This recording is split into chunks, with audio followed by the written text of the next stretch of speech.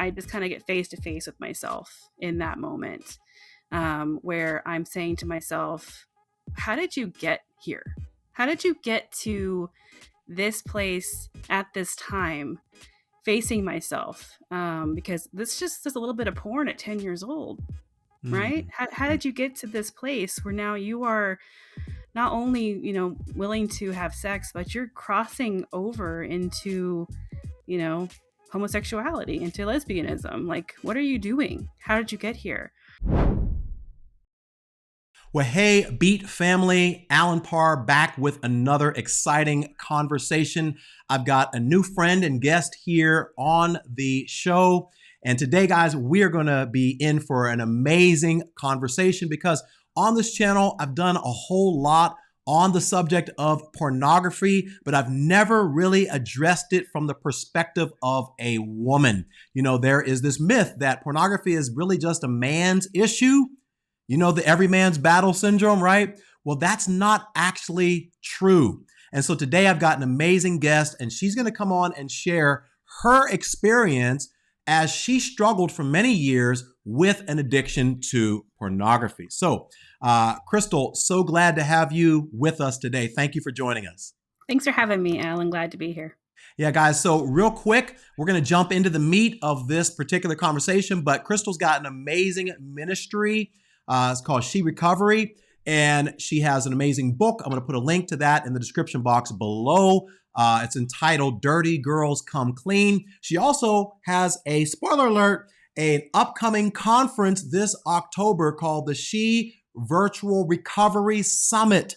And listen, you want to make sure that you are at this. It's a 5-day event. You're going to want to sign up for it. Link is in the description box below. We'll give you more details about all that later on. But you clicked on this video for her testimony, her story, so we're going to jump right in. So, Crystal, without really further ado, can you just share with our listeners a little bit about how you first got exposed to pornography, how old you were, how it happened, what effect it had on you, and just kind of tell us that story. Yeah, unfortunately, it's not an uncommon tale, I think, for young people. We all kind of experience pornography for the first time in a similar way, and it's that we've been exposed to it. We were stumbled upon it, we found it, we were showed it by somebody, and for me, it was similar. I'm almost 38 years old, so I'm going to be aging myself here a little bit. But my first exposure to pornography was at the age of 10 years old, and it was with a magazine that my brother had left in his bathroom. Older brother who had brought pornography into my family, into the home. And so I was home alone after school one day, went to the bathroom like you do when you get home from school, and there it was sitting on the counter. And I just couldn't believe what I was seeing. At that point in life, at 10 years old and in the 90s, we weren't talking about sex. We weren't talking about pornography. We weren't talking about our bodies. My parents hadn't even had the conversation with me about sex yet. And so, really, my sexual education was that magazine that day, being exposed to it in such a way. And it wasn't just that it was a pornographic magazine, it wasn't just a Maxim or a Playboy. It was a rather explicit magazine. It was called Penthouse. I don't even think they have Penthouse anymore. I'm not even sure. But Penthouse magazine, where it wasn't just centerfold models, they were actually depicting sex on these pages. So it wasn't just the first time that I was exposed to sex, but it was the first time I was exposed to even what like male anatomy looked like. So it was just very eye-opening, very intriguing, shocking, for my young mind, my young heart. And I kind of made a decision that day, to look at it when I could have made the decision to just leave it alone, tell on my brother, tell my parents, look what he has in his bathroom. But instead it was one of those things that became my secret, my thing that I did, that I engaged in after school every day. He didn't always keep it out. I think that day was an accident. But he did have it like on his bathroom shelf under some towels or whatever. And so after school, I would go back and I would look at it as often as I could. And one day it wasn't there anymore. And that kind of, it actually scared me a little bit. It was like, I got used to looking at this thing. I got used to the shock of it. I got used to what it made me feel like. Just so much curiosity, so much intrigue, so much of what I didn't know it was providing me in ways I didn't even realize. And those behaviors progressed because I couldn't find that magazine that day, but I knew there must be other ways of finding this. And at that time, where internet was dial up, but it still worked. It was still the internet and there was still porn to be found. I didn't know that it was called pornography. I was a child. No one told me what pornography was. And so really going online, and this tells you about my innocence. I'm going online on the internet and looking up naked people, looking up nudity, looking up sex. And it was extremely easy to find it. And that behavior continued for many, many years. Yeah. So, yeah, I remember because you and I are somewhat close in age. And for those who are watching who are in their teens or in their early 20s, they're thinking, man, why don't you just like go online? No, no, it was not as accessible. Like, no, I mean, Get like, on your phone. yeah, Yeah. exactly. No, Mhm. first of all, we didn't have phones. We're 10. Okay. So no phones. They weren't, matter of fact, there wasn't even cell phones when I was 10. That was many No. years ago. So, Mhm. no, I get that. So tell us a little bit about how did it progress for you over the years? From the time that you got first exposed, how deep into it did you go? How far did this take you? It took me much farther than I ever expected, to be quite honest. So 10 years old, 11, 12, I'm looking at, mostly movies on TV or watching some stuff on the internet. Um, as I got older and could be exposed to more outlets for pornography and internet became more accessible, especially at school libraries, things like that, I would engage in pornography at the school library, like after school by myself, just watching pornography in public. I would engage in masturbation issues quite frequently. I would chat in chat rooms with who knows who they were, men, women, adult men, women. Not really even sure. You can't be sure who you're talking to, but I was talking explicitly with people online. I would even call phone sex numbers and Mm. engage in conversations with strangers and people I didn't And you were know. how old at this point? Probably 14, 15. And that progressed into my later teens as well. It wasn't until, and then what I'll say about that too is I knew throughout all of this that I wasn't supposed to do it. Like it felt wrong for me. And I think even at 10 years old, that first day, that first exposure, it was probably the first time I ever experienced shame Mm. because, in a way that like something was wrong with me. I was dirty. There was something wrong with me. And that kind of shame and that kind of feeling and mental state carried me through my teen years as I am dealing with this issue by myself and very much alone. I didn't think that other girls watched porn or that other women watched porn. And so I did feel very isolated. It wasn't until I was 16 and I started going to church with my mom that I even heard someone really even talk about pornography, and that was my pastor at the time. He talked about how pornography was an issue for men, and he was addressing the men in the congregation. He was talking to the men in the room, saying, "Dads, husbands, this is not good for you, not good for your family. It's an act of lust, and that you should just stop it." Basically. And and so to hear that at 16 years old as a young woman, I was being told by this pastor. It wasn't his intention, but he was telling me it's like as a 16-year-old girl, pornography is not an issue that you should be struggling with as a woman. But Mm. this is a men's issue, and that because you struggle with it, there's something wrong with you. So it Mm. compounded that shame, which really that shame just led me further into the behavior Mm. because pornography is medicating. It provides you something that it meets a need that you don't even realize that you have.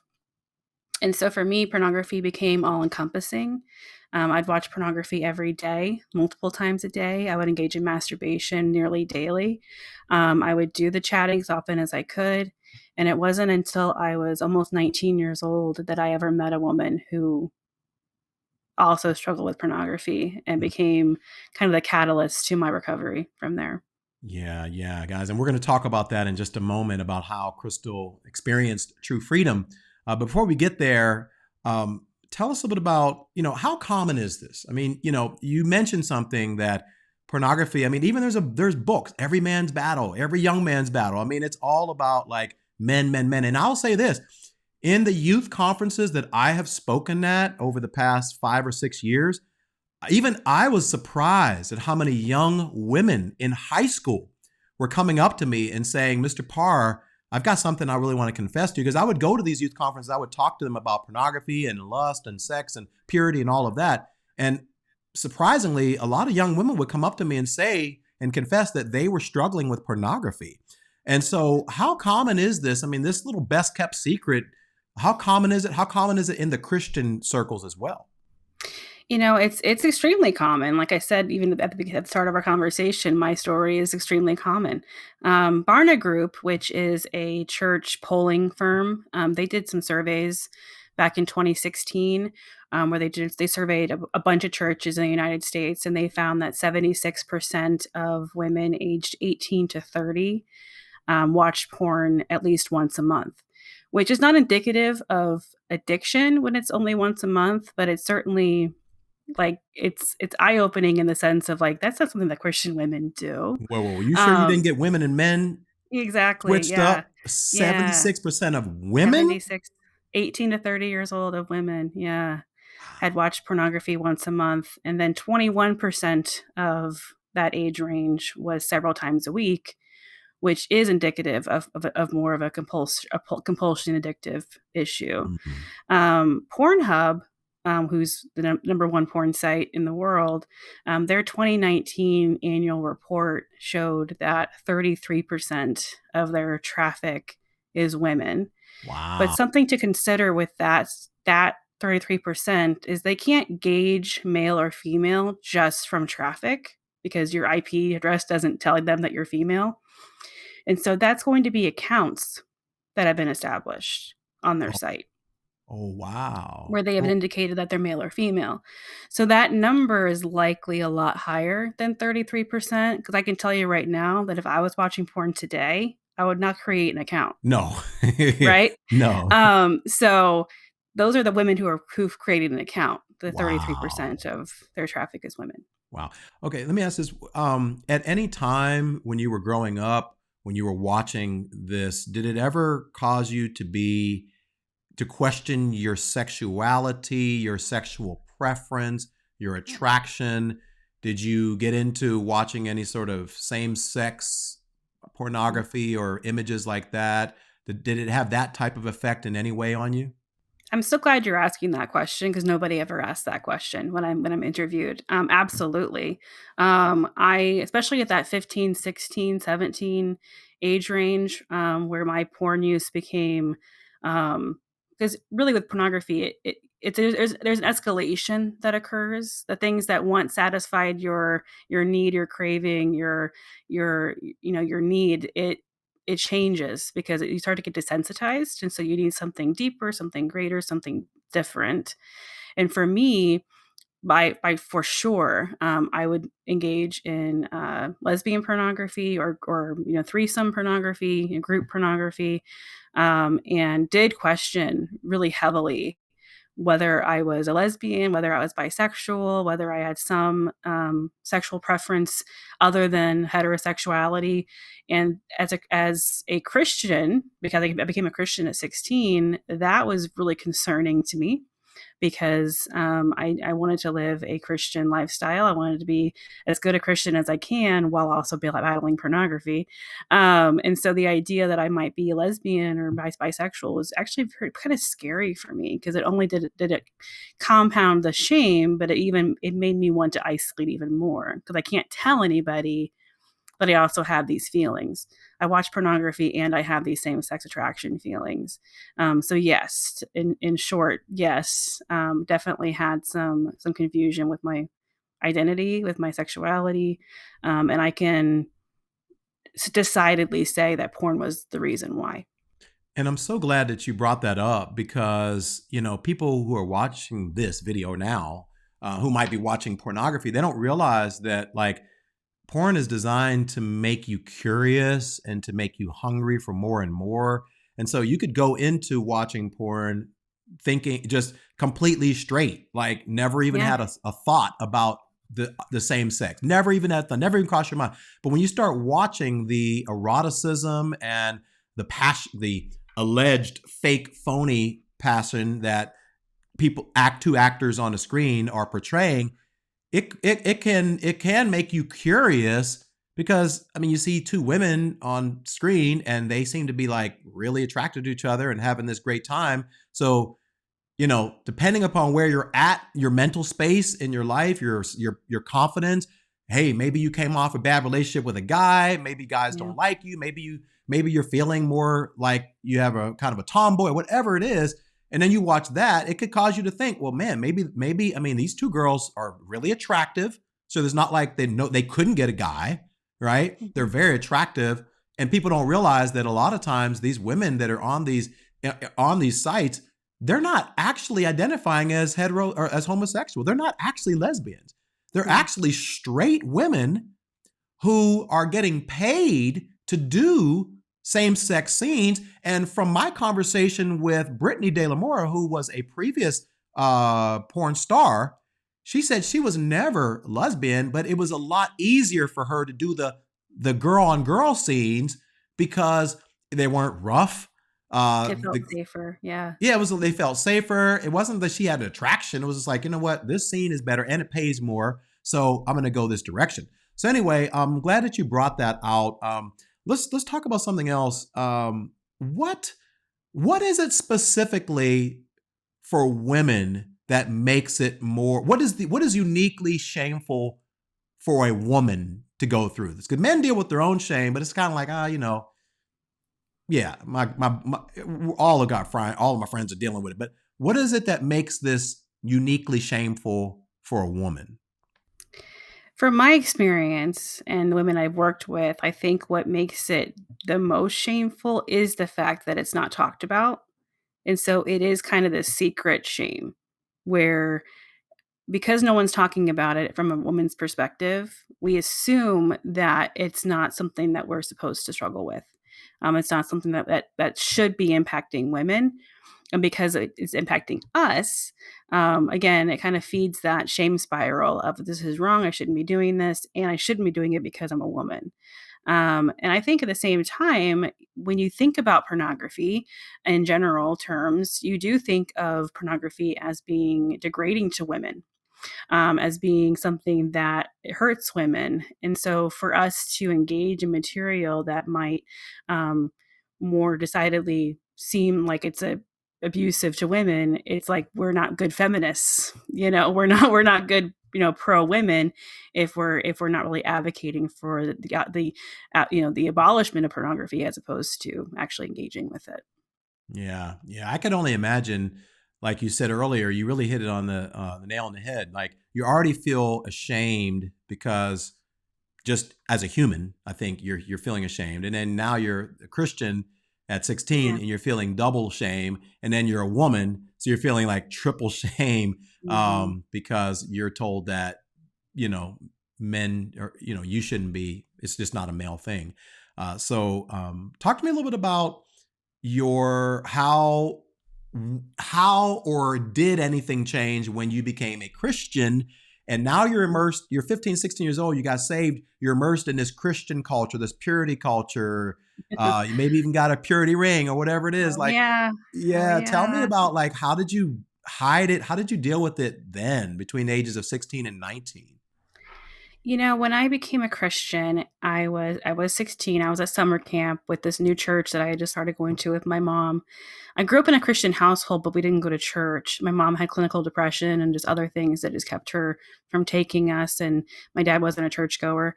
So, but she and I started going back to church together. I got saved at 16 at summer camp. And what I remember from that, even that experience of being saved, was the pastor, the camp pastor, was talking about having a father in heaven who loves you and who loves you unconditionally.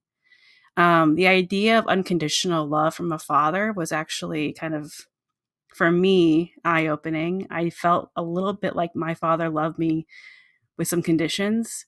And so to have my Heavenly Father love me unconditionally was something I really wanted to sign up for. And I was like, even in my depravity, He would still want me.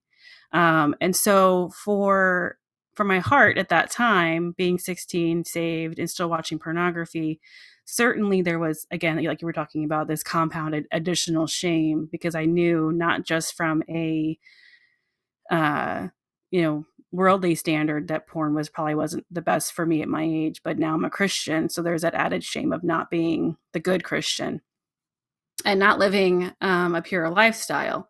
However, I think this happens a lot, especially now, with young women who are single. It's you have this idea that pornography is not connected to your virtue.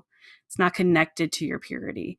And so at 16 years old, my dad bought me a purity ring because I asked for one. And so I wore it proudly. And they look at me and my virtue and my virginity, when in reality, my mind was so depraved.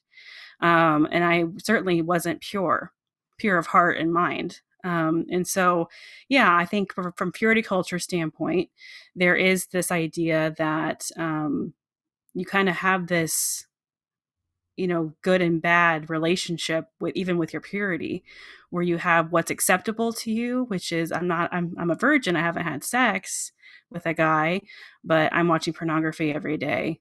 And for me at that time, very pervasive pornography that was getting deeper and darker. And so there was this tension. It's probably the best way of saying it, between what I wanted to be and what I was. Hmm. Okay, so talk to me a little bit about, kind of circling back, how did this addiction impact or um, affect your other aspects of your life, right? So, like, did you start dating? Did you have did you mention about questioning your sexuality based on looking at the pornography? Did you ever delve into any sort of same sex relationships? Were you ever like kind of curious about that? How did it affect any relationships that you had, your work, your personal life, finances? Like what? How did it affect you outside of just Crystal? Yeah. I was really good at deceiving a lot of people. And that's what addicts can be, and that's what they are. Is they've learned to be one person in front of who they need to be, and then who they are in private. And so I really walked that really, really well. And I'm not bragging about that. I'm just saying that that's the reality. And so as far as like friends and family, I was Crystal. I was good Christian girl. I sang on the worship team. I was in madrigals in my high school. I was on Mhm. journalism, yearbook. I got good grades, and I did all those good Christian things.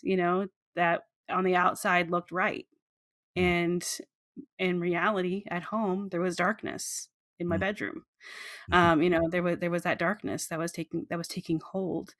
And so as far as how it really affected my relationships, I think if you want to be honest, my relationships were fake, because Mm. they didn't know who I was. They knew who I wanted them to see. Mm. And that was, I think that's an important conversation to talk about, is that who we are, to others should be who we are in private, but it wasn't, as far as my story goes. I did not date. I was not the popular girl in school. Guys did not ask me out. I wasn't asked out on my first date till I was 32 years old. So, ladies, if you're waiting, he's coming. I married the man who asked me on that first date. But Oh, um, wow, congratulations. Thank you. Yeah. Got married at 33, met him at 32, got married at 33. I was ready then, it was the right timing, God knew. But as far as like that same sex attraction, that was something that weighed heavily on my mind. I often did wonder, should I just date a woman? Should I go do that in secret? Because that way I'd still be a virgin technically, because it wouldn't be with a man. I wouldn't be having intercourse, so maybe I would still be able to be virtuous. That's just how distorted my mind had gotten, how distorted pornography had made my mind, but also how badly I wanted to be pure and how badly I wanted to stay that line, not cross that line. And so actually at 18 years old, I went onto a website that I'd seen on, the sidebar of a porn site about, anonymous hooking up, or, meet singles today for sex kind of thing. And I actually tried to arrange a same sex encounter Mm. through one of those sites. I'm actually had arranged it. I went to the hotel to meet them. I didn't want to have them come to my house because my parents would be there. This is a stranger. I don't know who this person is. I'm actually now engaging in almost dangerous behavior at this point, or it is dangerous behavior at this point, where I'm waiting at a hotel for this person and they're knocking on the door. This is actually my come to Jesus meeting. I don't tell Oh, this story all that much. Um, and so you're lucky, your viewers are lucky to hear this story. yeah. You didn't share this one before. Okay. And so at 18 years old, I'm legal, right? So I'm waiting for this person to arrive. I'm sitting on the hotel room bed, and I can actually see. You know how they have like those desks with a mirror in front of it, like I'm in front of the bed. So I'm kind of sitting there on the edge of the bed, looking at myself in the mirror, hearing the door knocking, knowing that this person is there. This woman is there waiting to have sex with me or murder me, depending on how that would have gone. And I just kind of get face to face with myself in that moment, where I'm saying to myself, how did you get here? How did you get to this place at this time facing myself? Because this just is a little bit of porn at 10 years old, right? Mm. How Mm. did you get to this place where now you are not only, willing to have sex, but you're crossing over into, you know, homosexuality, into lesbianism. Like, what are you doing? How did you get here?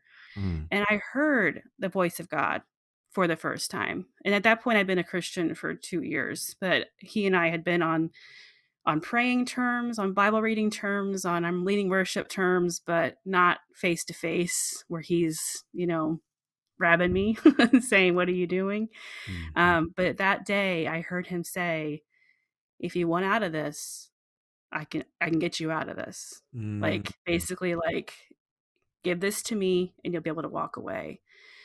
And so I really surrendered not just my, like, I'm a Christian surrender to him that day, but it was like, I surrendered this part of me to you, which I don't think I had done yet. Mm. Again, it was like, I want God to see what I want him to see. I'm not praying about the things that are hard. Mm. And so in that moment, this person's still knocking, and I just had to just sit in that with God and wait for this person to leave. Um, and so then they did. Eventually, they walked away, stopped knocking. I was able to get up and wipe my face and walk out of that hotel that day. But even then, hadn't overcome anything. Right. The addiction was still there, the struggles were still there. God got me out of that potentially dangerous situation, but I was still very broken, and I didn't know who to talk to, and it was almost a year later before I met a woman. Again, like I said earlier on, I'm still in this balance of good and evil, not making those dangerous decisions, but still watching pornography, still engaging in masturbation. I hadn't engaged anymore in chat rooms or, sex numbers. I didn't want to risk myself, being tempted to do that again, but was still watching porn, still masturbating, and just didn't know who to talk to. I was desperate to talk to someone, but again, was so fearful of what that would look like, of what that would mean to actually Mm. tell someone my struggle. And so at almost a year later, at 19, almost 19 years old, is when I was able to confess my story for the first time to someone. Yeah, yeah, and you know what? That's a perfect segue to let's just kind of talk a little bit about your true moment of deliverance when you met this woman, and I'll let you share the freedom and kind of what happened as a result of that. And then after that, I do want to circle back, but I'll ask the question again. I want to circle back about some advice you would give to singles who are dealing with this, because it sounds like you used this for many years as a crutch to kind of hold you Yeah. over or whatever. But we'll get back to that. But let's just focus a little bit on you're 19. You meet this woman. Tell me a little bit about that. Yeah, again, I'm at church. I'm serving at an event. I'm being the good Christian woman, and my serving was genuine. I really wanted to serve at church, but I also wanted to look like I was good. So I'm serving with this at this church. This woman who was there was also serving. She was a couple of years older than me. I'd only met her in passing prior to this, and that evening she decided to sit down next to me and just kind of talk to me, get to know me, that kind of thing. And um, she decided to share her testimony with me. And I think when we talk about testimonies, sometimes we're authentic and sometimes we're just kind of like, Jesus is good and he's been good to me. And it's very, just very short and sweet. But she decided to go ahead and tell me about her journey, like her story. She'd only moved to our area a couple years before. She'd recently been married. And so she was talking about her childhood, her adolescence, and how part of her story was that while she was a teenager, she stumbled upon pornography and became addicted to pornography. But that she was in recovery from pornography. So it wasn't just that she had been viewing pornography, but that she had come to a place of healing from pornography. And I remember so vividly, I'm 30, almost 38. This is 20 years ago. When she's talking to me about this story, I'm sitting there kind of dumbfounded. Like, I'm just like, does she somehow know about me? Is she baiting me? Is there something that about me that she knows, and so she's trying to bait me into admitting something? And so I, again, just like at 10 years old, I had a decision to make. I could engage with this conversation or I could run away and tell someone, "This lady's crazy." Um, and so and I do believe it was a divine encounter. I believe that God had orchestrated that event for me, that day to finally come to a place of admitting, of surrendering, of entering into healing and recovery. And so that day when she was sharing me with that story, I basically said the two most powerful words in the English language, which are "me too," and said, "Me too. I am actively in addiction to pornography, and it has taken me places that I never expected to go. And it kept me there longer than I ever intended to stay." And so she was shocked to hear that, but also not shocked. I think for her, she was being led by the Spirit, and she knew there was something about her story I needed to hear, and she didn't know why.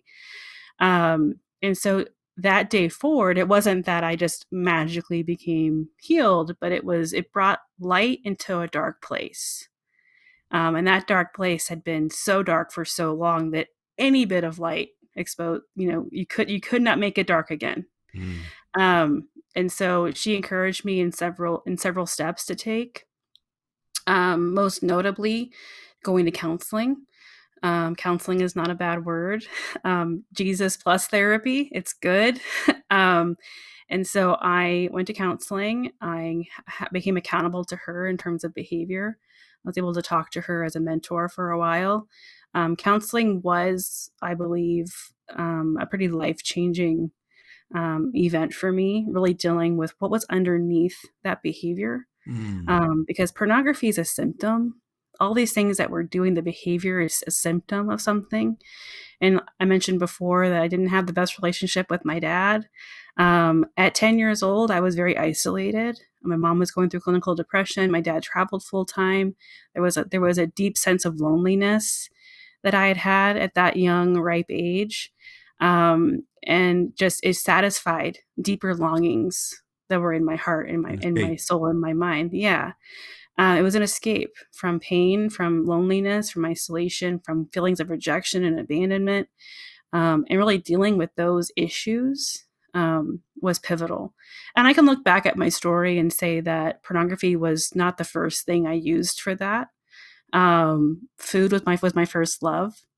I used food for coping when I was much younger, and then pornography came in and became, you know, way more satisfying than food was. And so working through those deeper issues was pivotal, was really, really important.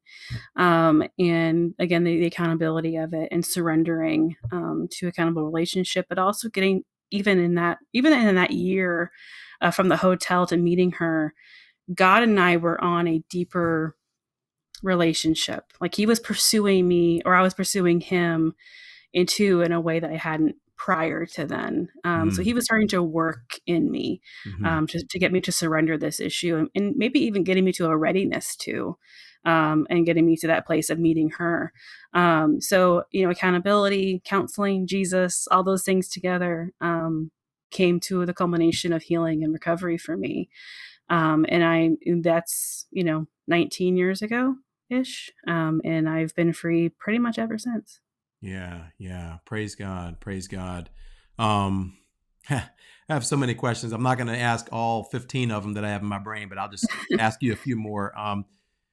So, what would you say to the single woman out there who's waiting for her man, waiting to get married, has these sexual desires, but is Christian enough to know that like sex before marriage is a sin, Yeah. wants to save herself for her husband, wants to be able to say on her wedding night that she's pure, but she has cravings, she has desires. Yeah, Mhm. pure, right? Yeah, has cravings, has desires, and so she's using pornography as kind of like a crutch or a tool. Or I'll even go back a step. Maybe not even pornography. Let's just say masturbation. Let's just say sex toys by herself, just kind of Mm. trying to soothe herself until she can experience the real thing one day. What would you say to her? I've been you, first of all. Even without pornography, there masturbation was the hardest thing to shake for me because that is the release. That's the thing that is actually going to provide you that emotional support, right? So for me, what pornography was a catalyst to release. It wasn't the thing that released me, right?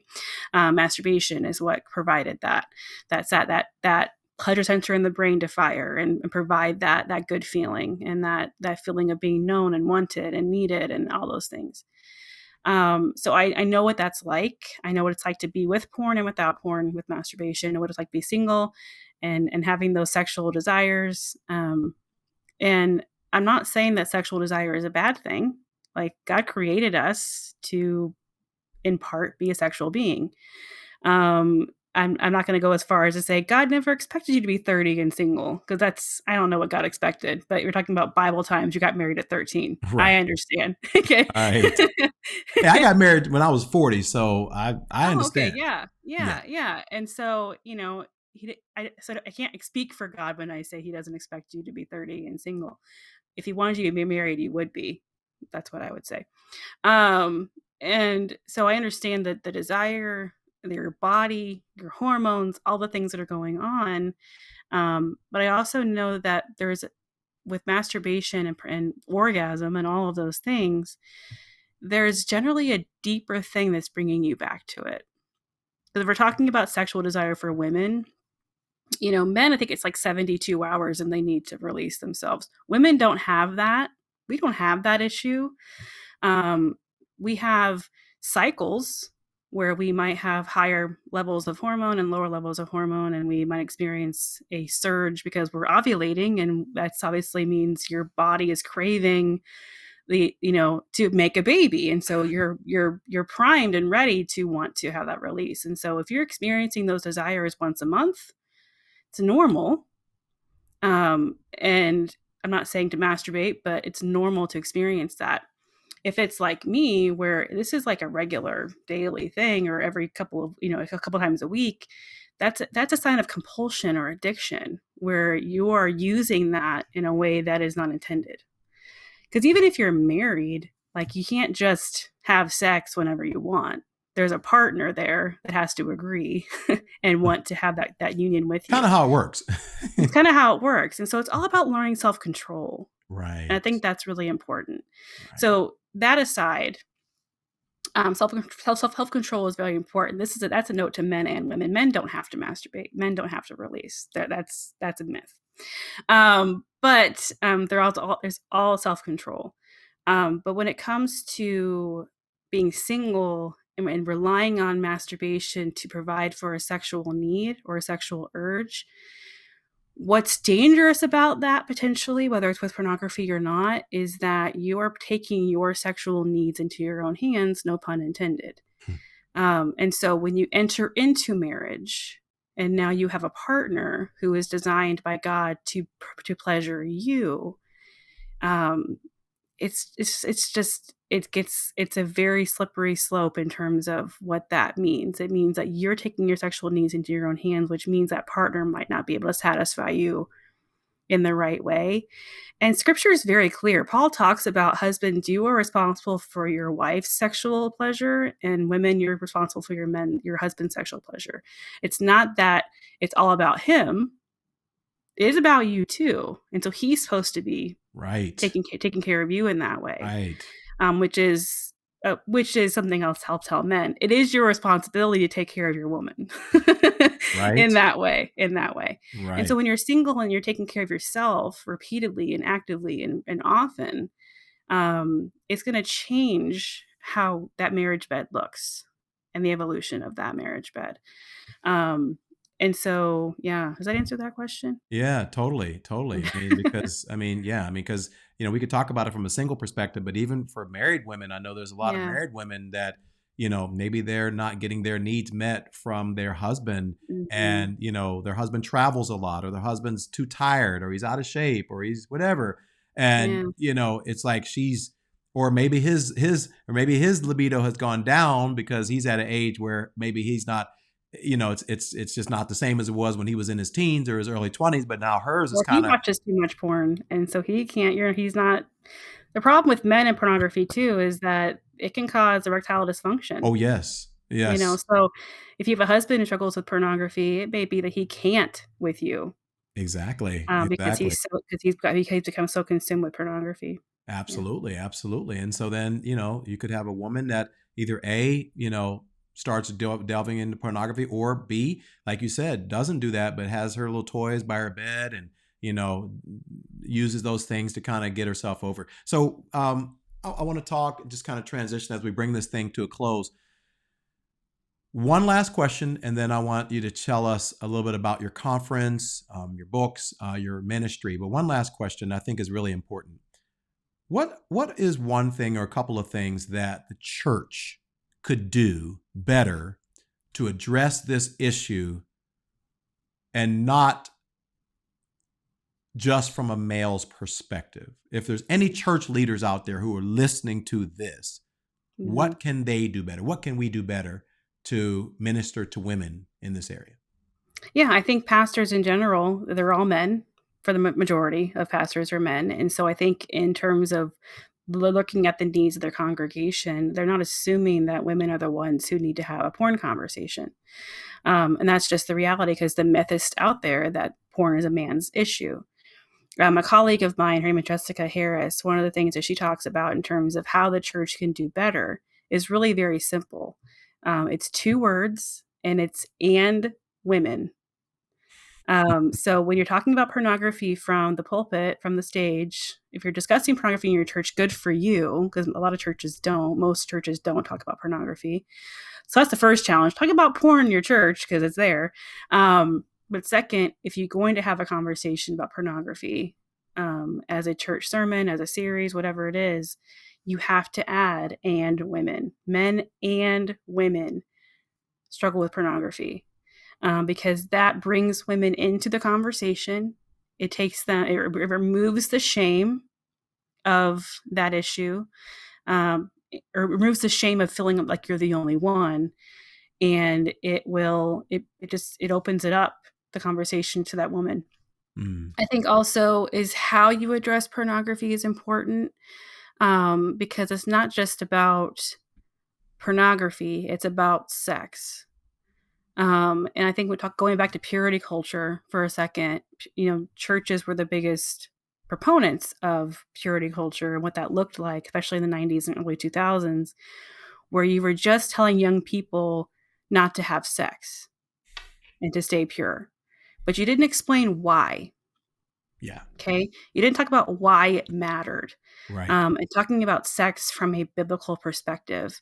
And something else that churches do wrong. This is not a beratement of churches, but something else that churches do wrong is going back to that conversation of how pleasure is received in marriage. Yeah.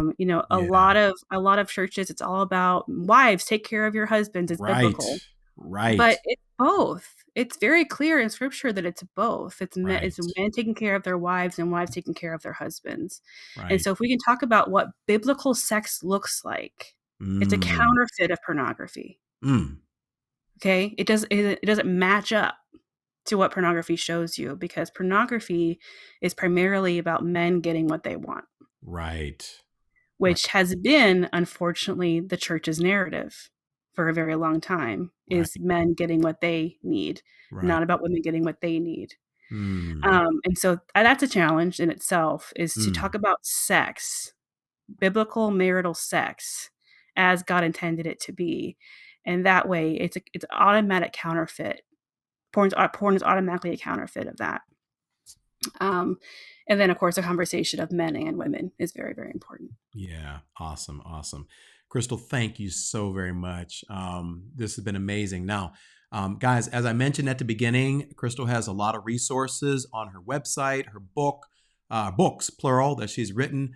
But listen, we specifically shot this interview at this time because there's an opportunity for you all to sign up for, as I kind of alluded to earlier, she's got a summit, a virtual summit coming up. So, Crystal, tell us a little bit about that. Tell us the dates, how they can sign up, where they go, what are some things that are going to be talked about and discussed at this amazing 5-day virtual summit. Yeah, so this is a virtual summit. As Alan has said, it's a 5-day event called the She Virtual Recovery Summit. It stands for Support, Heal, Empower. That's what the She stands for, and it's all about helping women and teen girls. So if you're 12, 13, 14 up, and are engaging in pornography or have struggles in this area, it's also for you. We're going to have sessions targeted for you, or parents of teen girls as well can engage in some important conversations. But it really is an event to address the rise and crisis of female pornography addiction and other unwanted sexual behavior. That can be pornography, that can be unwanted same sex attraction, all kinds of things that we're talking about at the summit. Mhm. SheVirtualSummit.com is how you can learn more about it. I'm sure Alan's linking in the description Yeah. of the video, so please use that link. And it's going to be incredible. We have over 40 women slotted to present at this event. So 40 women speakers who will share from their expertise, their stories, their experiences of recovery and healing, not just recovery, but the healing aspect of it, where it's not just healing, or it's not just behavioral changes, but the heart issues that are deeper, that need to come up and be well. So we hope you can join us. It's free to attend live, and so there's really no excuse for why you can't make it. Yeah, awesome, guys. So, yeah, once again, do us a favor, use the link in the description below. If this is something that you want to register for, super simple. You don't have to memorize the address. Just go down in the description, click on that link. And also, what is your general website that people can find you? Where can people find you online? Yeah, easiest way is sherecovery.com. You can chat with me. You can send me a message there. Links to my socials are on there. So hope you reach out. Yeah, that's awesome. That's awesome. And once again, guys, we mentioned that Crystal has some books as well. Put a link to all of those books and all those resources down below. So, Crystal, thank you so very much for being with us today. And just, do you have any final words of encouragement just for someone, yeah, this is a great way to end. For someone out there who might be feeling ashamed, feeling hopeless, feeling like I've been stuck in this for so long. Why should I even try? What's the use? What word of encouragement and hope could you leave with our audience today? I mean, men and women, yes, but maybe specifically kind of from a female to female perspective. Yeah, I think your word is right. Just that hope that there is hope for meaningful recovery, not just from the behavior, but what's underneath that behavior. The thing that takes you back each and every time.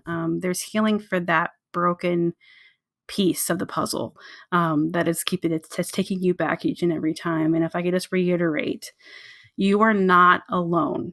I know how it feels to feel like you're the only one, but you've heard my story today. I can tell you that I'm just one of, unfortunately, many women who have walked this road of recovery and have found healing on the other side of it. Is it is it straight? No, it's kind of some ups and downs, ebbs and flows, and there is challenges along the way. But to get to this point is worth the effort and it's worth the Mm. time. So you're not alone. Hope is available. Healing is available. You just have to reach out and grab it. Yeah, thank you so much, so much. So, guys, we've done a lot on this channel, and I do want to mention one other link that is also in the description box below.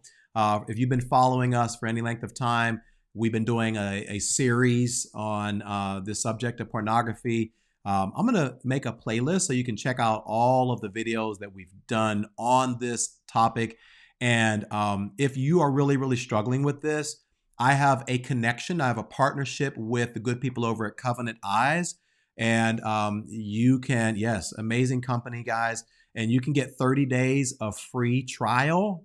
30 days free. Just try it out for 30 days with the promo code Alan Parr. The link to that is also in the description box below. Use that link and the promo code that is also there. And you can try it, install it on all of your devices, and really just see if the anti-filtering software, or should I say the filtering software that prohibits you from going to certain sites. And then also you can set up an ally system where you can have other people hold you accountable to what you're looking at, what sites you're going to, things like that. So check that out as well. And guys, we love you. We're here to really give you the support and encouragement that you need. And we'll see you in the next video. Bye for now.